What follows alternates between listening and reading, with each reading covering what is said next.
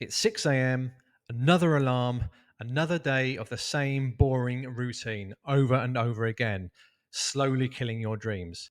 And if you're watching this video, you probably know exactly what I'm talking about. And I'm not here to sugarcoat about how good working a 9 to 5 job is and living the dream. Because let's face it, it's just not, is it? Stay with me. This might be the wake up call that you've been waiting for. So, today we're going to dive deep into the harsh reality that 99% of people have to deal with and face every single day. And more importantly, what you can actually do about it. So, before we get started, guys, please hit the like button. Please hit the subscribe button. Really helps me out, shows me that I'm actually doing something right here. Okay, I want to ask you something. And I want you to be honest with yourself here, okay? How do you feel on Sunday evening? Because I bet if you're like me, it's not excitement for Monday morning, is it? Let's face it. Funnily enough, studies show that 81% of people have anxiety on Sunday evening. And that's absolutely huge. That's actually scary. They actually call it the scary Sundays. I want you to think about that for a second. We've actually normalized being scared of our own lives 52 times a year. Now, that is absolutely crazy. But here's what's really messed up: we've actually conditioned ourselves to think that this is normal. We just sort of brush it off as, oh, this is just life, this is how it is. But what if I told you this dread that you feel isn't just about Mondays? It's your soul, your inner soul screaming, telling you that you're living the wrong life. Now, I'm quite lucky because I currently actually don't mind my 9 till 5 job. Even though my plan is still to eventually escape the 9 till 5, I do know a lot of people that literally feel sick to their stomach on a Sunday evening. And they actually convince themselves that they are grateful to have a job in this current economy because it's an absolute shit show, because it brings them stability. Now, to me, it sounds more like a fucking prison. Pardon my French. Now, let's talk about what's really being stolen from you. Okay. And it's not just your money, it's your time. The one thing that you can never get back. Time, I've preached this in all my videos. Time is something that you can never get back. The average person spends 90,000 hours at work. That equates to 10 years of your life. 10 years. I mean, that is absolutely shocking when you think about it. And that's not even factoring in commuting, getting ready for work, and the mental toll that the stress from work has on you on a daily basis. So you're actually probably looking at 15 to 20 years.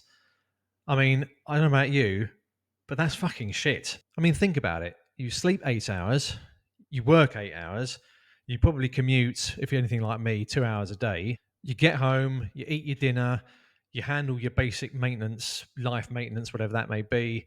Then you've probably got 2 hours, 3 hours max in the evenings for your own personal time. So, what are you really trading working your 9 till 5? Well, you're trading the best years of your life, your prime, the time that you have the most energy, the most potential, and the most creativity, all for a paycheck that barely covers your lifestyle month to month. And you'll also notice that it's got slightly lighter outside. That's because I had to cut the video short yesterday. So it's literally like being on a hamster wheel. A hamster wheel that's basically on fire and a cage that you're paying rent for. But here's where it gets really insidious. The system is designed to keep you trapped by something called golden handcuffs. You're 22, you're fresh out of college, you've got bags of energy and loads of dreams. You work for a corporate company, they offer you private healthcare, 401k, and 4 weeks paid time, holiday time a year. I mean, it sounds absolutely amazing, doesn't it? Now, fast forward 10 years, you've got a mortgage, you've got a car on finance, you've got debt, you can't afford a holiday anymore, you may have a family, and you're fucking miserable. You've got no time, you've got no energy, you can't leave your job because you've got your mortgage, you've got your bills, your car finance, you can't do anything, you're stuck. You're stuck in this position.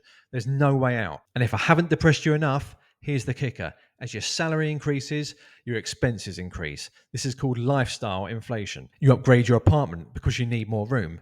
So then you upgrade your car. You upgrade everything you own because you've got to keep up with the Joneses next door. So even though you're making more money, you're not actually any freer. In fact, you're actually more trapped than you've ever been. And the worst part is the company actually knows this. And in fact, they're actually counting on it. They give you enough just to feel comfortable, but not enough to feel free, and turn around and say, Do you know what? Fuck you. I'm leaving. And so every year that passes, it becomes harder and harder to leave. Not because there's no opportunities out there. I mean, there's tons of opportunities. Your comfort zone then becomes your comfort prison. And that happens to a shit ton of people. So let's now talk about what might actually be the most tragic part of all this. Yes, sorry, it's still being quite depressing at the moment. When you're working a 9 to 5 job, something that just doesn't fulfill you, what happens to your creativity, your potential, your reason to be a human being, the reason you're alive? Well, I'll tell you what happens to it. It's dying. Okay. And it's not a quick death, it's a very slow decay over years and years and years, because when you're doing the same thing over and over again, something that isn't fulfilling you, all of that passion, all of that creativity, the what makes us human slowly dies within. Now, I'm sorry if this is coming across as really depressing, but I feel that it needs to be shared. It needs to be, you need to be able to admit this before change can happen. And I think the saddest part is most people have, lost their creativity. They've lost their productivity over time. When they were in their early 20s, they had big dreams, they had, big aspirations.